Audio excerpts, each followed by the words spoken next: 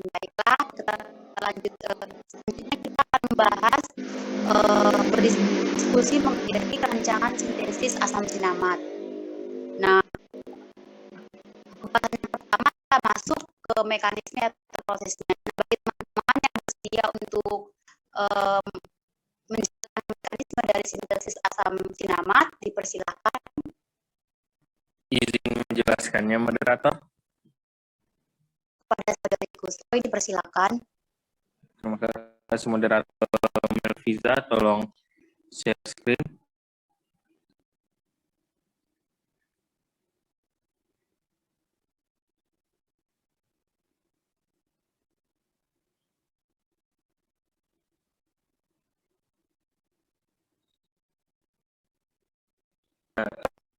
Pada sintesis asam sinamat ini, kita mengambil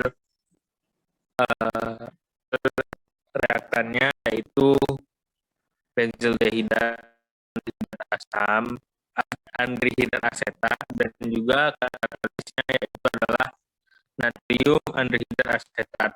Langkah pertama adalah pemecahan andrihidrat asetat, natrium andrihidrat asetat menjadi tiumin dan Na+. Nah,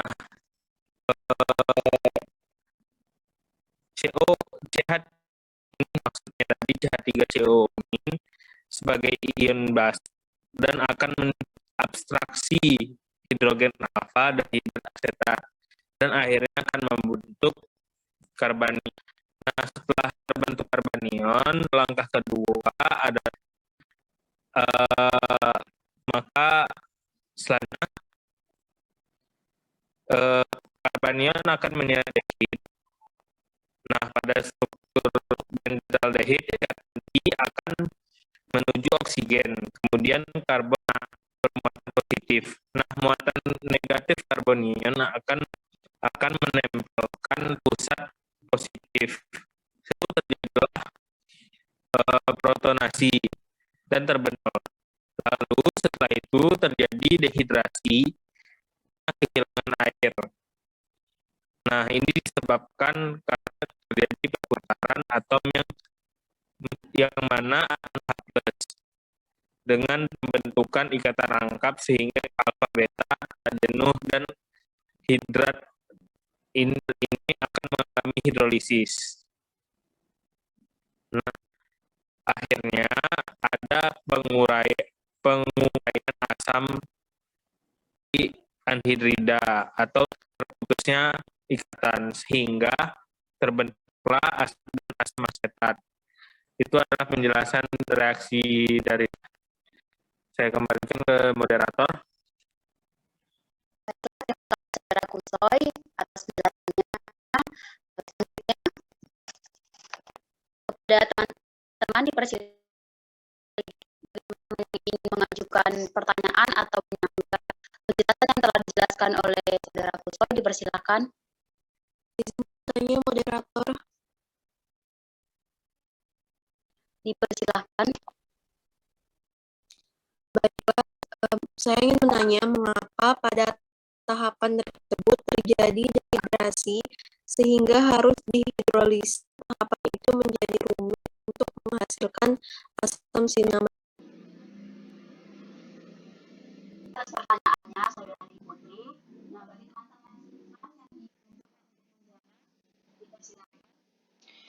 Nah, bagi Izin mencoba mengomentari, moderator.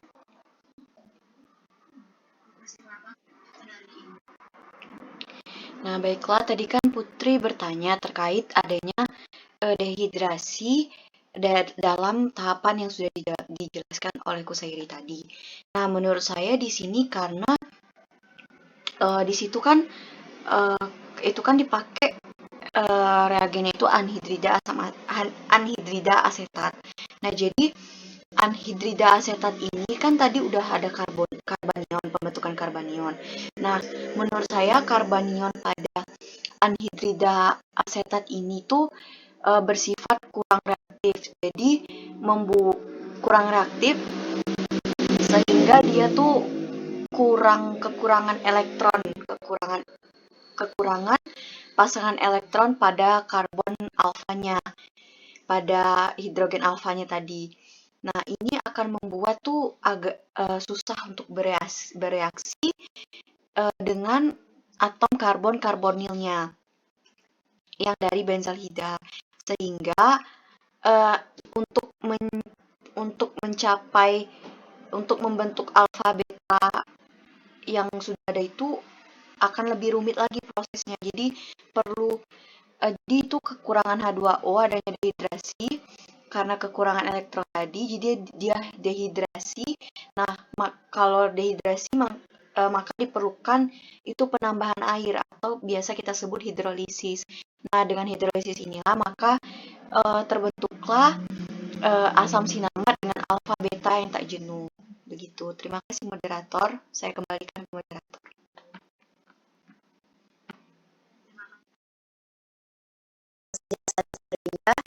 Dan kepada Saudari Putri, bagaimana penjelasan dari Saudari Indah sudah cukup puas atau masih dijelasin dari teman-teman lainnya? Terima kasih. Oh, baik. Nah, kita sudah cukup mengerti bagaimana mekanisme di sintesis asam sinamat, maka selanjutnya kita masuk pada yang akan digunakan. Nah, bagi teman-teman yang ingin menjelaskan apa sih reagen yang digunakan dalam proses ini, dipersilahkan.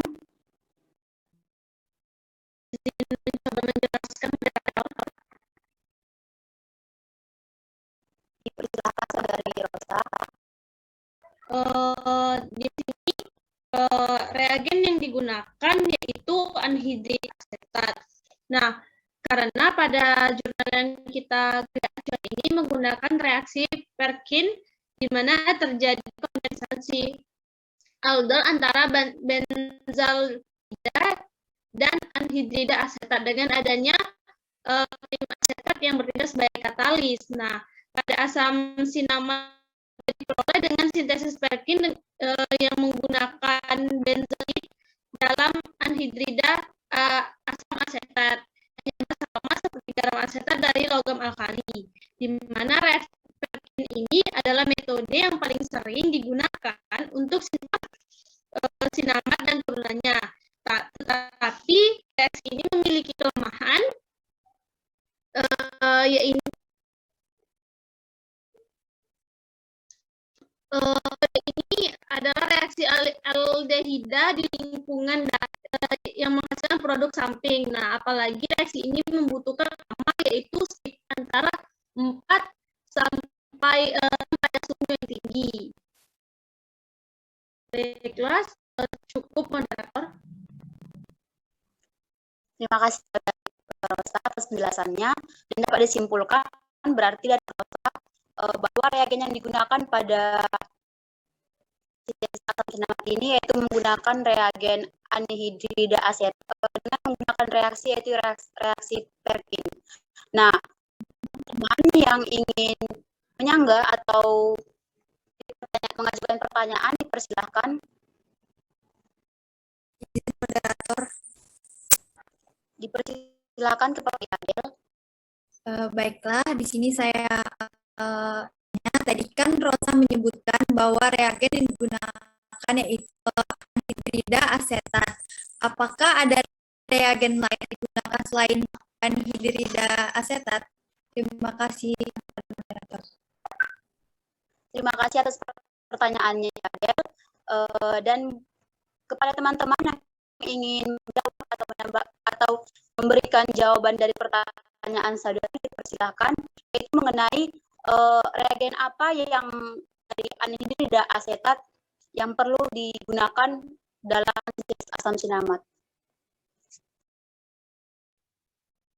Izin menjawab moderator. Kepada Saudari Putri.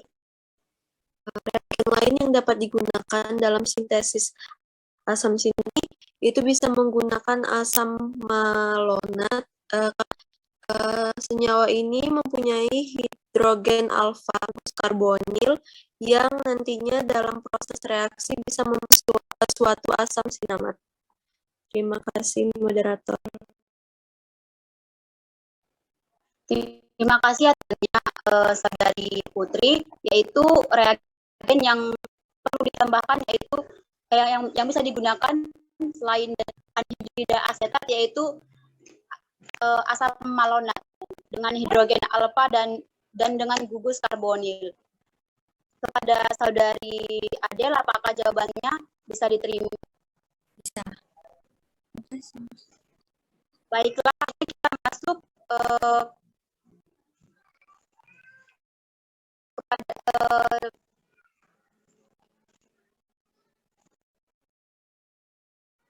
teman-teman selanjutnya yaitu masuk kepada pembahasannya itu mengenai katalis, karena pada rancangan sintesis asam sinamat ini katalis juga sangat detail.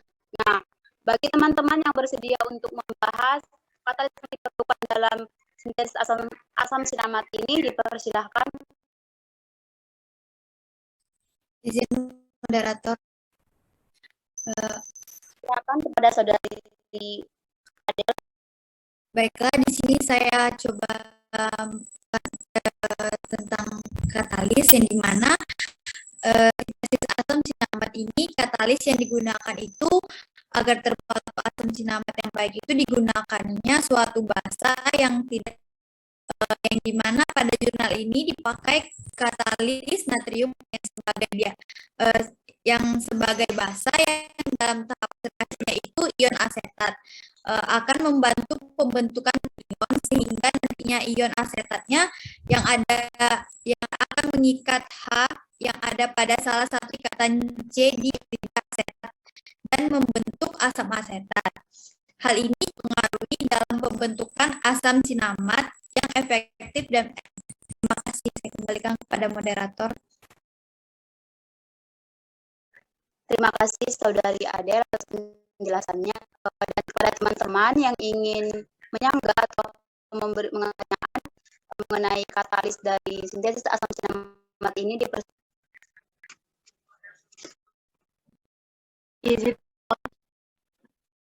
dipersilakan kepada Saudari Feby. Baiklah, terima kasih. Di sini saya ingin bertanya, selain katalis yang disebutkan oleh Adel, apakah masih ada katalis lain yang bisa digunakan untuk membuat sintesis sinamat? Terima kasih, moderator. Terima kasih atas pertanyaan Saudari Feby, dan kepada teman-teman yang dapat menjawab pertanyaan dari Saudari Feby, dipersilahkan. Moderator, dipersilakan kepada Saudari. untuk asam sinamat bisa kita gunakan katalis yang lain.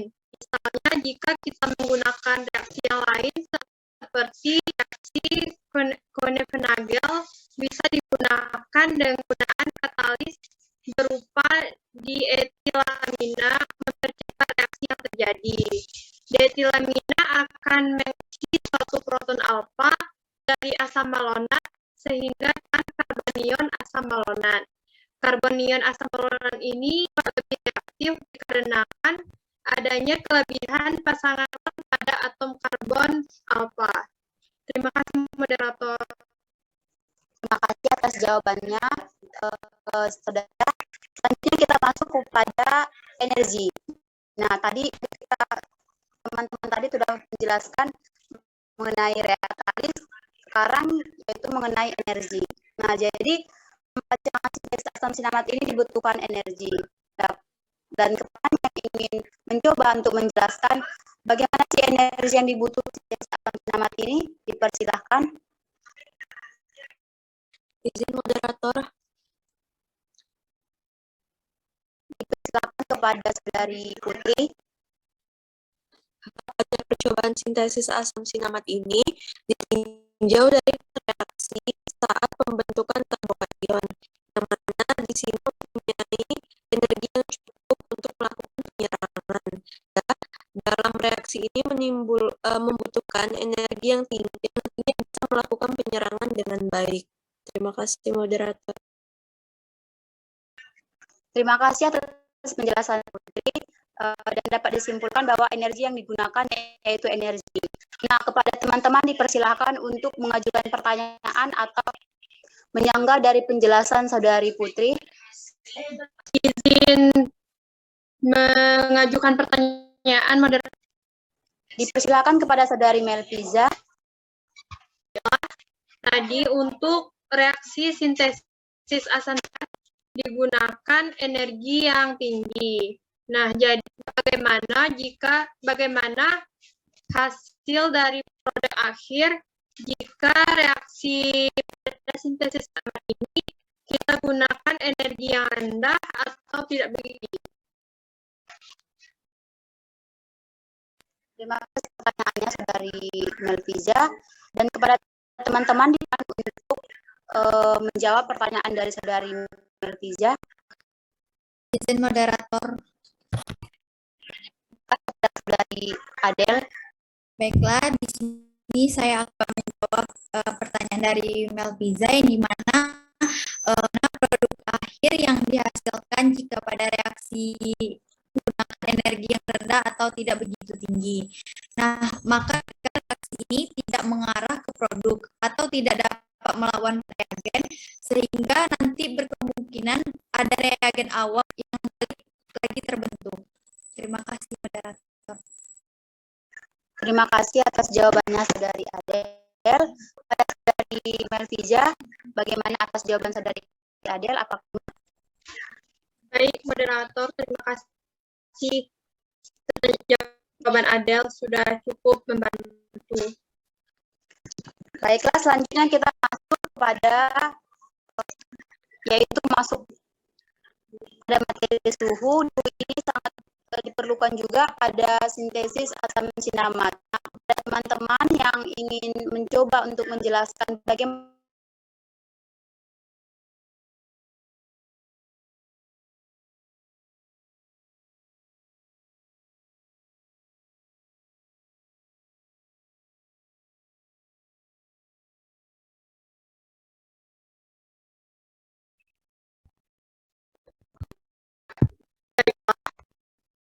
Pada reaksi sintesis asam ini, reaksi yang kita gunakan berdasarkan acuan Joule itu menggunakan reaksi Perkin.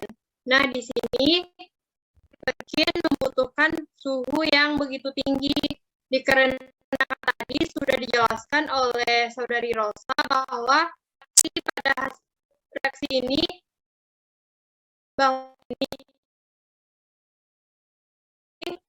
sehingga reaksi butuh waktu yang lama dan harus dengan suhu yang tinggi agar produk utama yang dengan baik yang dengan baik.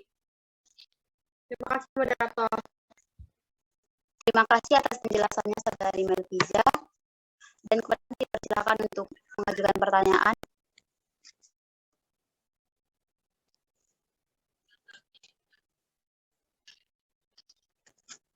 Nah, karena teman-teman sepertinya ingin mengajukan pertanyaan, di sini saya sebagai moderator ingin bertanya kepada atas penjelasan dari Saudari Melviza mengenai suhu.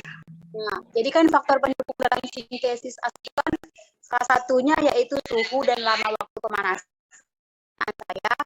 Apabila suhu dan lama waktu itu sebagai salah satu faktor yang mempengaruhi, apakah diperoleh akan sama baiknya apabila digunakan suhu derajat Celcius dan waktu pemanasan itu kurang dari 60 menit. Dan kepada teman-teman yang ingin mencoba menjawab pertanyaan yang telah saya berikan, dipersilahkan. Izin menjawab, moderator. Dipersilahkan. Menurut saya, untuk suhu dan lamanya pemanasan itu kan menjadi salah satu faktor yang penting. Nah, jika kita ambil suhunya rendah dan waktu pemanasannya kurang dari 60 menit, menurut saya produk yang dihasilkan masih kurang efisien gitu. Nah, dan juga sepertinya kayak rendemennya itu sangat sedikit untuk didapatkan. Maka dari itu digunakan suhu yang tinggi, waktu pemanasan yang lumayan lama atau lebih dari 6. Nah, di sini saja kita sudah menggunakan suhu tinggi, namun pemanasannya 60 menit baru didapatkan optimal. Nah, kalau dan pemanasannya kurang dari 60 menit, mungkin akan sangat sedikit terbentuknya rental hasil yang kita inginkan. Itu saja penambahan dari saya. Saya kembalikan ke moderator. Terima kasih. Terima kasih atas jawabannya Saudara Kusoy dan diterima. Dan langsung saja kita masuk kepada kontrol kinetika atau termodinamika. Jadi rancangan sintesis asam senamat ini memerlukan kontrol kinetika atau termodinamika. Sehingga di sini bagi teman-teman yang ingin menjelaskan apa sih yang digunakan dalam rancangan sintesis asam senamat ini, apakah termodinamika atau kinetika atau malah kedua-duanya. Jika teman-teman yang ingin mencoba untuk menjelaskan.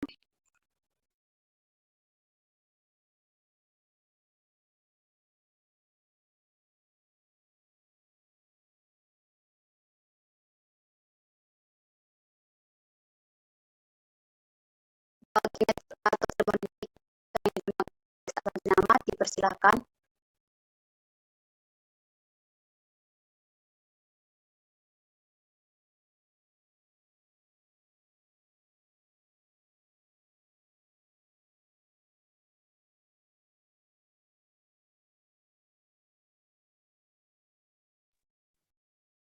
Baiklah, moderator tolong jelaskan.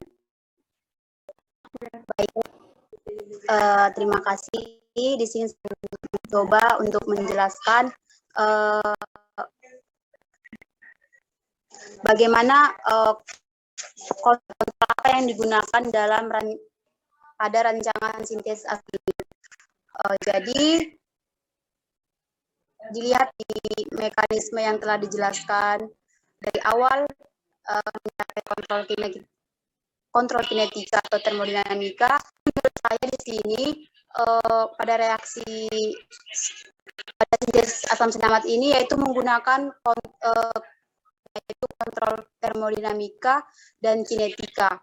Mengapa? Karena kontrol termodinamika dan kinetika dapat menentukan komposisi campuran produk reaksi.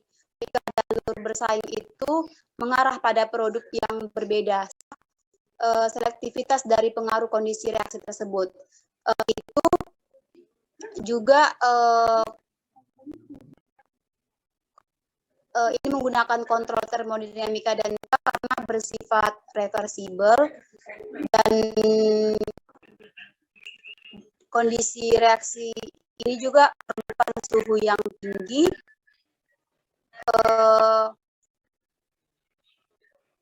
dan produk dan sistem yang lebih stabil. Cukup yang dapat saya jelaskan, dan kepada teman-teman yang ingin mengajukan pertanyaan atau menyangga, dipersilahkan. Mengajukan pertanyaan, moderator. Silakan kepada Saudara Kusoy. Apakah ada faktor-faktor lain yang dapat dikatakan bahwa reaksi ini atau adakah alasan lain mengapa reaksi bisa dikatakan kedua-duanya bisa dikatakan kontrol termodinamika dan kontrol kinetika? Terima kasih moderator. Terima kasih atas pertanyaan Kusoy, dan kepada teman-teman yang ingin mencoba untuk menjawab pertanyaan Kusoy, yaitu apakah alasan atau mengapa kontrol kinetika dan termodinamika ini digunakan. teman-teman dipersilahkan. Izin mencoba untuk menjawab, moderator. Dipersilahkan kepada Saudari Rosa.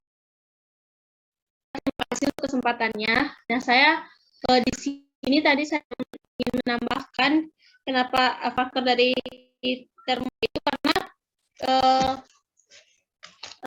karena pada reaksi ini kan butuh suhu yang tinggi. Nah, suhu yang tinggi ini itu agar katalis dan reagen antisetat ini dapat bereaksi secara optimal. Jadi digunakannya faktor termodinamika pada ini. Baiklah, segitu saja tambahan dari saya, moderator. Terima kasih atas tambahan jawab dari Rosa. Selanjutnya itu pada rendemen hasil. Nah, jadi pada rancangan sintesis asam sinamat ini,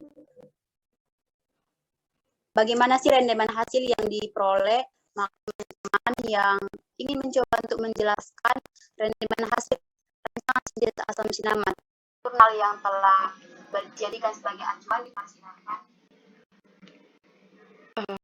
Izin untuk mencoba membahasnya, moderator.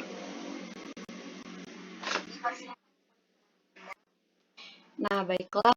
Sebelumnya bisa share screen-nya bisa ke bawah.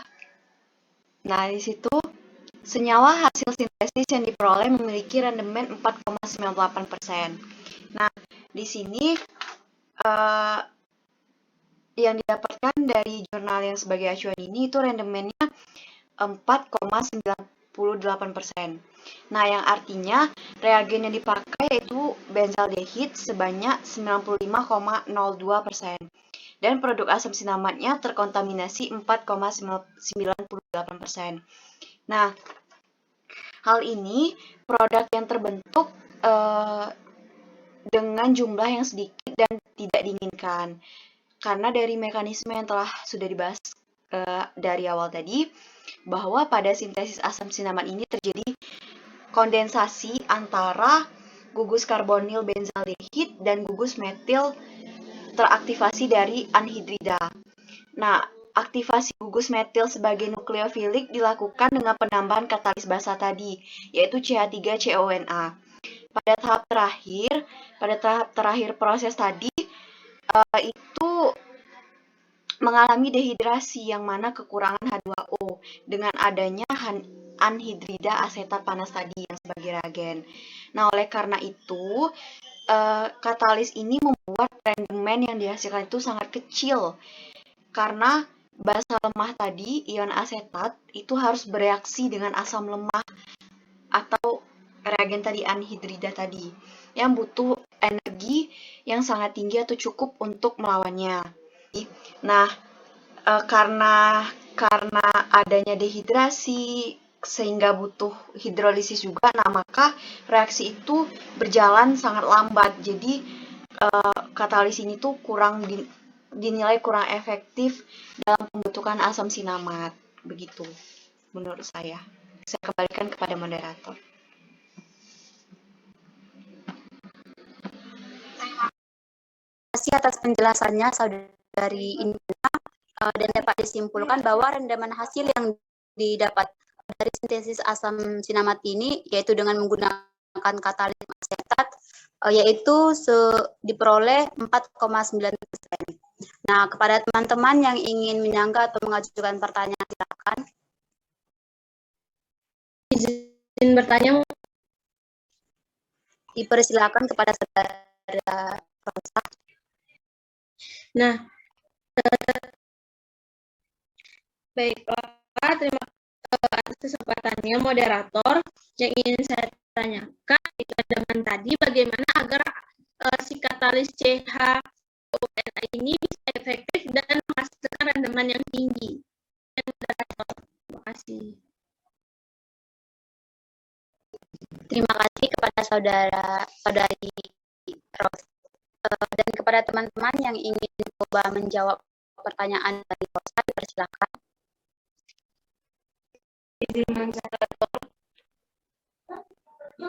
Persilakan kepada Studi. Baiklah, saya Febi Anggini coba menjawab dari pertanyaan dari saudari Rosa. CH3COON dinilai kurang efektif dalam reaksi ini dan rendemennya kecil bisa kita lihat tahapan reaksi tadi melewati berbagai untuk menjadi lebih efektif sebaiknya menggunakan garam asetat lainnya, misalnya kalium aset. Jadi agar terbentuk produk yang diinginkan dengan rendemen dan jumlah. Baiklah moderator, sekian yang dapat saya sampaikan. Terima kasih. Terima kasih Debbie atas jawabannya. Dan masuk pada pembahasan yang terakhir, yaitu mengenai bagaimana sih efisiensi produksi dan produktivitas sintetis. Nah, kepada teman-teman yang ingin mencoba untuk menjelaskan bagaimana cara efisiensi produksi sintetis asam, silakan.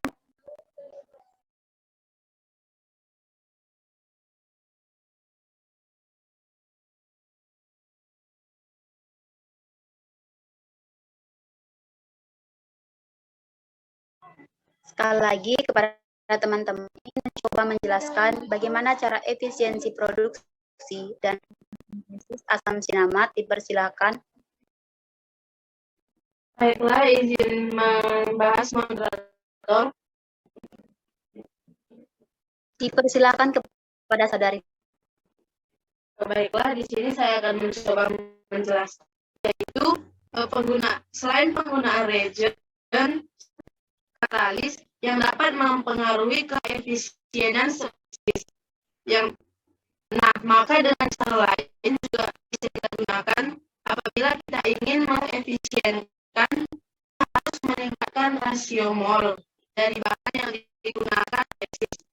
Rasio katalis dinaikkan atau bisa menyamai sehingga bisa terbentuk produk yang diinginkan dengan rendemen dan juga jumlah yang banyak serta juga efisien dengan proses yang tidak terlalu rumit. Terima kasih moderator. Terima kasih penjelasannya saudari Baby. Dan kepada teman-teman yang ingin menyanggah atau mengajukan pertanyaan, dipersilahkan.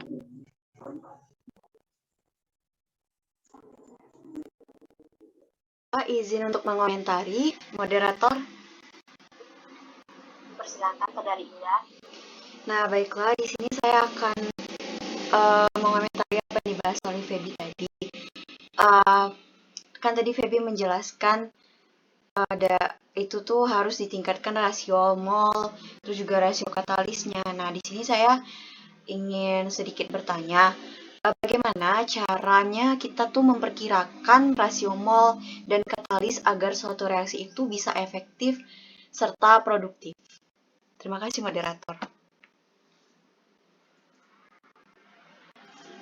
Terima kasih atas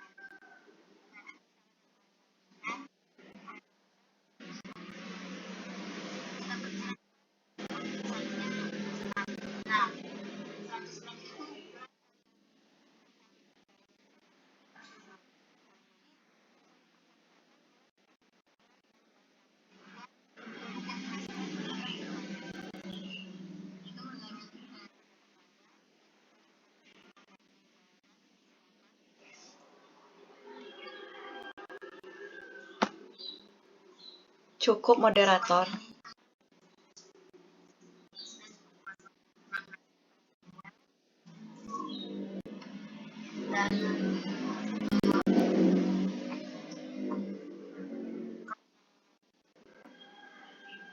Selanjutnya,